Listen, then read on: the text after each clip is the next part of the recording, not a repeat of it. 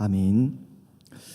우리 성도님들 공수래 공수거라는 말 다들 많이 들어보셨을 거라고 생각합니다. 빈손으로 왔다가 빈손으로 가는 인생이니 너무 욕심내지 말아라, 이렇게 쓸 때 쓰는 말로 알고 있습니다. 불교에서는 이와 같은 원리를 담아서 공사상이라는 것을 가르친다고 합니다. 물은 문이고 산은 산이고 너는 그저 빈손으로 왔다 빈손으로 돌아가는 인생이니 욕심 부리지 말아라 라는 것이 바로 공사상이라는 겁니다. 욕심을 비우고 자아를 비우고 내면의 모든 것을 깨끗이 비워내는 것이 바로 핵심이죠. 그렇게 비우고 비워내면 마침내 백지장같이 깨끗한 마음만이 남아서 궁극적으로는 신의 자리에 이르는 것, 바로 부처가 되는 것이 공사상의 궁극적인 목표입니다. 그런데요, 신앙생활하는 경우에도 이런 사고와 생각으로 살아가는 경우를 종종 보게 되고는 합니다.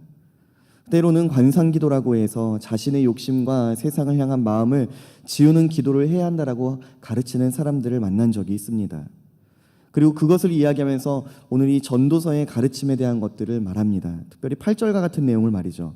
전도자가 이르되 헛되고 헛되다고 말입니다. 그러나 오히려 이것은요, 계시된 하나님의 말씀을 전혀 다르게 깨닫고 있는 문제에서 시작된 잘못된 신앙의 양상임을 우리는 반드시 알아야만 합니다.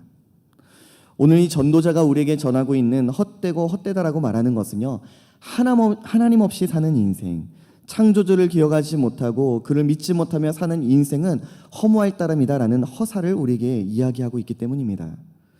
그렇기에 오늘 전도서 12장을 함께 묵상하면서 이 새벽 허무한 인생이 아니라 창조주를 기억하는 복된 인생으로 부름받은 신자의 감격이 저와 여러분에게 가득하기를 주님의 이름으로 축복합니다. 한 나이가 지긋하신 할아버님 한 분이 공원을 산책하고 있었습니다. 그리고 그때에 동네 청년이 그분을 알아보고 인사를 건넵니다. 할아버지 안녕하셨죠? 잘 지내시죠? 할아버님께서 젊은이에게 이렇게 대답합니다. 그래 반갑네. 잘 지내고 있지? 그런데 나는 잘 지내지 못하고 있는 것 같다네.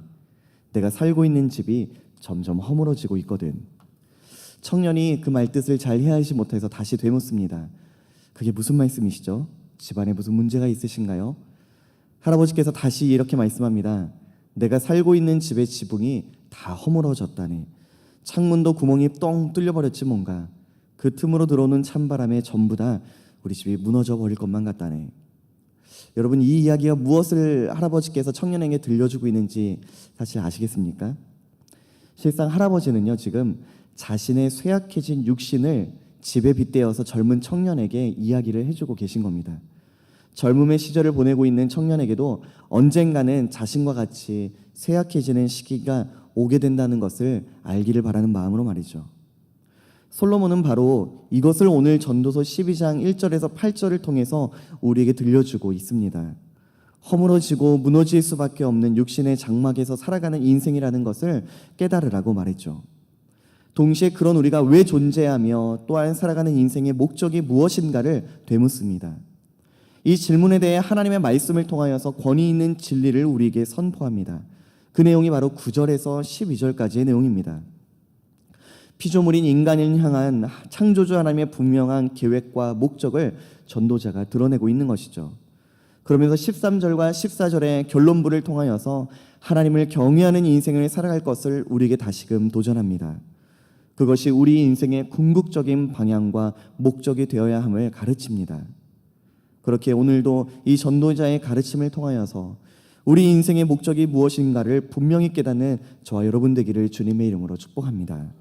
먼저 전도자는요, 우리에게 청년의 때에 기억할 것에 대해서 말씀하고 있습니다. 1절과 2절입니다. 너는 청년의 때에 너의 창조주를 기억하라. 곧 곤고한 날이 이르기 전에 나는 아무 낙이 없다고 할 해들이 가깝기 전에 해와 빛과 달과 별들이 어둡기 전에 빛 위에 구름이 다시 일어나기 전에 그리하라 라고 말씀합니다. 청년의 때는 우리 인생에 있어서 어떻게 보면 가장 아름답고 찬란한 시기입니다. 그리고 이때에 잊지 말아야 할 것이 있다라고 전도자는 우리에게 분명히 합니다. 그것을 두 가지로 가르치는데요. 먼저는 그 청년의 때가 영원하지 않다는 것입니다. 곤고한 날이 곧 이르게 된다라고 말씀합니다. 그리고 그때가 되면 아무런 낙이 없음을 반드시 탄식하게 될 것을 우리에게 교훈합니다.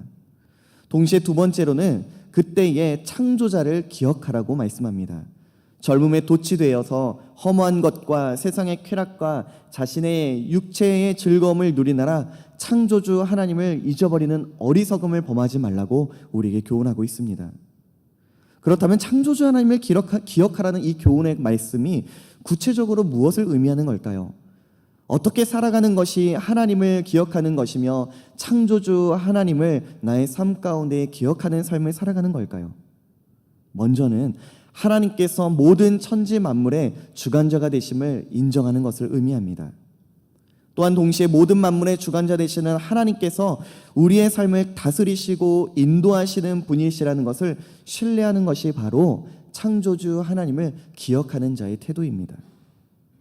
그리고 마침내 더 나아가서는 나의 삶의 모든 것의 주권이 하나님께 있음을 겸손히 고백함으로 내 인생의 주권 또한 하나님께 있음을 고백하는 것, 그것이 바로 창조주 하나님을 기억하는 자의 삶이라는 겁니다.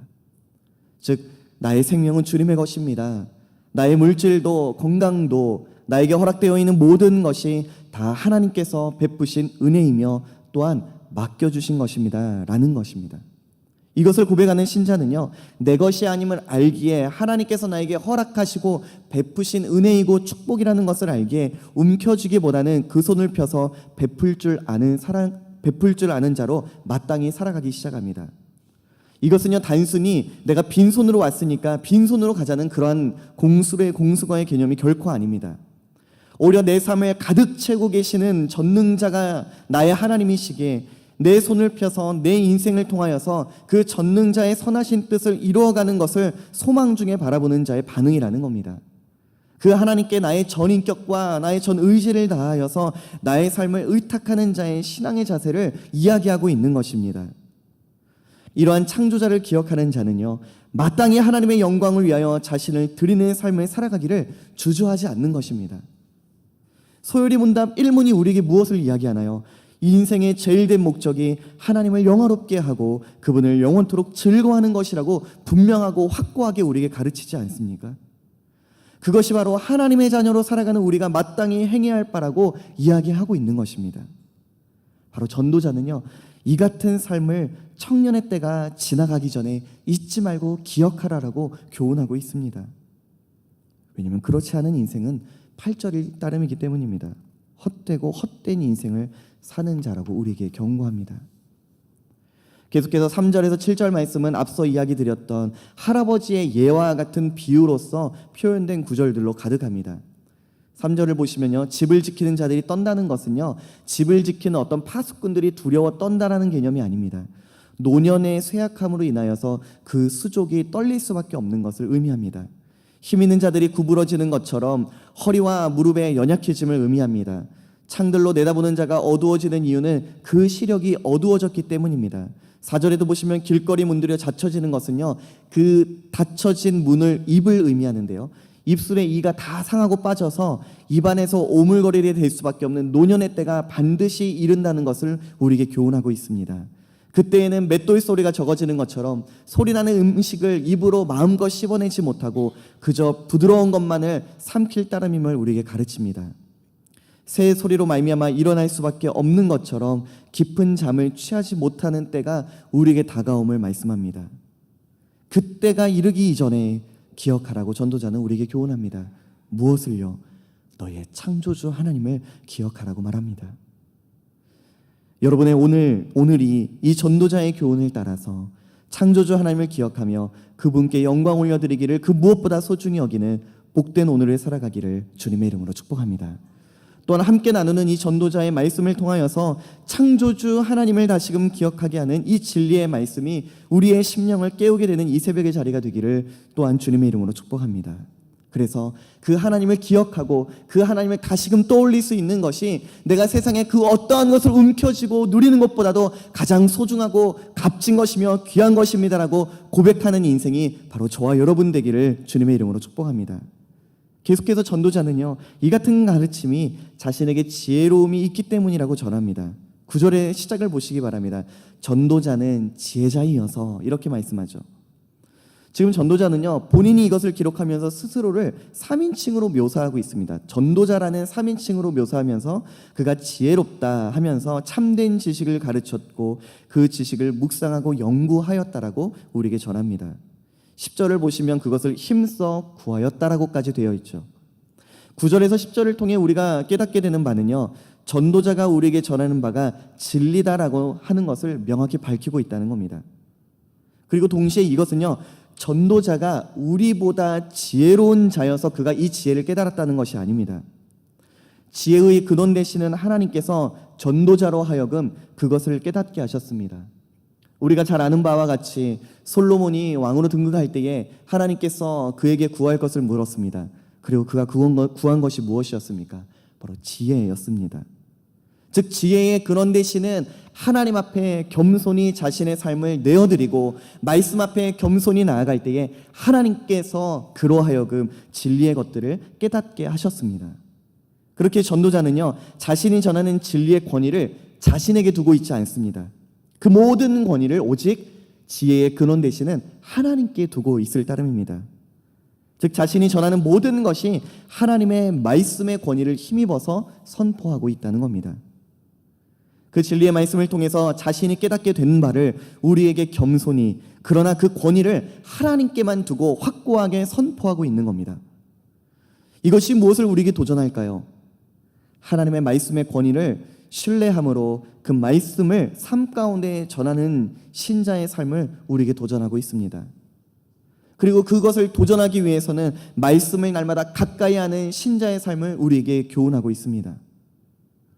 여러분들이 여러분의 자녀를 양육함에 있어서 우리 자녀의 귓가에 가장 귀하고 존귀하게 들려져야 하는 교훈과 훈계가 있다면 무엇일까요? 바로 하나님의 말씀을 듣게 하는 것인 줄 저는 믿습니다. 하나님의 말씀을 우리가 어떻게 우리의 자녀들에게 들려줄 수 있을까요? 우리의 입술에 탁월함이 있기 때문일까요? 결코 아니죠. 우리의 삶이 자녀들에게 본이 될 만한 것들로 가득하기 때문일까요? 그것도 결코 아닙니다. 우리에게 권위가 있고 우리에게 권세가 있고 우리에게 탁월함이 있기 때문이 아니라는 거예요. 하나님의 말씀의 권위를 통해 젊음의 때를 보내는 우리 자녀들을 훈육하고 가르칠 수 있는 그 자리와 그 권위를 하나님께서 우리에게 부여하신다는 겁니다. 그리고 그 권위를 마음껏 누리기 위해서 우리가 힘써야 하는 것이 무엇일까요? 이 자리를 깨우며 나오신 것처럼 날마다 먼저 우리가 하나님의 말씀을 가까이 해야 될 줄로 믿습니다. 바로 전도자는 우리에게 이러한 것들을 이야기합니다. 그리고 이 모든 것을 마무리하면서 13절의 것을 우리에게 전합니다. 같이 함께 13절을 읽어볼까요? 시작. 이래 결국을 다 들었으니 하나님을 경외하고 그의 명령들을 지킬지어다. 이것이 모든 사람의 본분이니라. 아멘.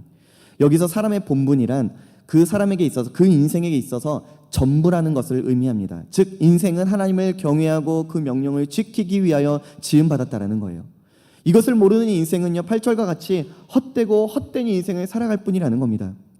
그렇게 인생의 참된 가치는 하나님을 섬기는 것에 있음을 우리는 알아야만 합니다. 이것이 바로 전도서의 결론이라는 거예요. 즉 모든 것이 하나님을 떠나서는 헛된 것이다. 우리가 살아가는 사람의 인생이 하나님을 떠나서는 헛된 인생이며 헛된 것을 쫓고 살아갈 뿐이다 라는 것을 우리에게 가르친다는 거예요. 그리고 이제 이 모든 것을 다 들었으니 청년의 때에, 힘이 있을 때에, 열정의 때에 하나님을 경외하고 그 명령을 지키기에 힘쓰라고 말씀합니다. 원문을 보면요, 13절의 것을 우리에게 가르치면서 14절을 시작하면서 왜냐하면이라는 단어가 들어가 있습니다. 13절을 행하라. 왜냐하면 14절이기 때문이다 라는 거예요. 14절을 보시기 바랍니다. 하나님은 모든 행위와 모든 은밀한 일을 선악간에 심판하시리라. 사람이 하나님을 경외하고 그 명령을 지킬 이유가 어디에 있다라고 말씀합니까? 왜냐하면 선악간에 반드시 심판이 있기 때문이다 라고 말씀합니다. 이것은요, 단순히 우리가 이 땅을 살아가면서 잘 살아야 돼, 그렇지 않으면 저 마지막 때에 하나님의 준엄한 심판을 피할 수 없어라는 권선징악의 개념으로 우리에게 주는 말씀이 아닙니다. 또는 이것이 우리 인생을 날마다 돌아보면서 내가 선을 행하지 않으면 하나님은 또 징계받으니까, 이런 우리 인생을 고난스럽게 하고 고통스럽게 하는 것 또한 아닙니다. 오히려 우리는 반드시 하나님의 영광의 나라에 들어갈 것이 약속되어 있다는 것을 이 말씀을 통해 발견하게 된다는 거예요. 그 하나님 나라의 백성으로서, 그 자녀로서 지금 허락된 시간과 삶을 기쁨과 감사로 하나님께 영광을 돌리며 살아가는 그 말씀과 도전을 이 14절이 우리에게 가르치고 있는 겁니다. 세상의 소망이 다 사라진 것 같은 삶의 자리와 절망이 가득한 자리에서조차도 우리가 실망할 이유가 없음을 바로 이 14절을 통해서 다시금 깨우치고 깨닫게 된다는 거예요. 우리 모두는 언젠가 반드시 영광의 하나님 나라에 들어가게 될 줄로 믿습니다. 그렇게 모든 만물의 주관자 되시는 창조주 하나님, 또한 마침내 우리를 향한 구원의 일을 이루셨으며 온전히 이루어 가시는 그 하나님을 떠올릴 때마다 우리는 다시 한번 감격과 소망 중에 살아가는 인생이라는 것을 고백하게 된다는 거예요. 영원한 사망과 심판을 향해 가던 죄악으로 가득한 내 삶이 이제는 하나님께서 먼저 친히 개입하셔서 독생자 예수 그리스도를 십자가에 내어주시기까지 그 사랑을 확증하심으로 말미암아 그 하나님이 나의 하나님 되심을 아는 우리가 가장 놀라운 축복의 삶을 오늘도 살아가고 있다는 사실을 이 전도자의 가르침을 통해서 오늘 우리가 깨닫게 되는 것입니다. 그렇기에 오늘도 마땅히 그 하나님을 경외함으로 살아가야 되는 것이 우리의 삶의 반응인 줄로 저는 믿습니다. 이것이 바로 전도자의 가르침의 결론입니다. 하나님을 경외하고 그의 명령을 지키기에 힘쓰기를 소원하는 자들로 부름받은 것이 이 새벽을 깨우며 나온 저와 여러분이라는 사실입니다. 우리에게 약속된 상급이 있습니다. 우리에게는요, 여러분, 심판이 기다리고 있는 것이 아니라 영광의 하나님의 나라가 이미 예비된 줄로 믿으시기 바랍니다. 그렇기에 그 나라를 상속받은 자녀답게, 천국 백성답게, 비록 우리가 여전히 죄악을 향해 치달아가는 이 세상을 향해 살아가고 있지만 하나님의 나라 자녀답게 하나님을 영화롭게 하며 그분을 즐거워하는 복된 삶을 살아가기를 소원하며 또한 구할 수 있는 오늘의 신자의 삶을 살아가기를 주님의 이름으로 축복합니다.